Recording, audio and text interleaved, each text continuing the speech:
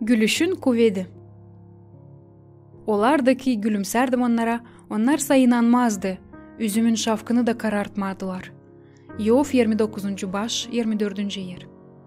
Kilisenin bir hizmetçisi, hangisi işlermiş artık 12 yıl, anlattı, hani varmış tabiati hizmetten sonra çıkarken kiliseden her bir uşağı karşılama hem gülümseme ona.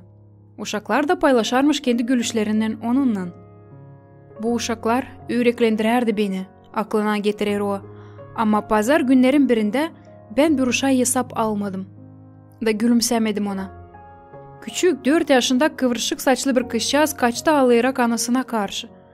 Daha sonra yaklaşmış o insana sorma deni neden uşak ağlardı. Anası uşağın laflarını söylemiş.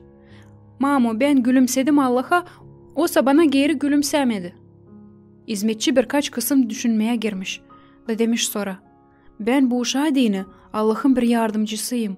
Ben doğru yapmadım açan kaçırdım onu da gülümsemedim ona.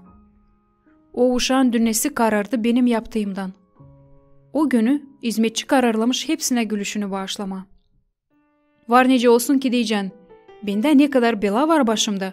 Hiç yok vakidim gülümsemeye sırıtma. Iov, Biblia'nın bir kahramanı, birkaç ayın içinde geçirmiş daha çok bela ne kadar bir insan bütün ne yaşamasında geçirir. O yezikmiş, canı acıyarmış ama gene de kaldırmış bakışını insanlara. O acılar içinde bulunarmış. Ama girginle dermiş insanları.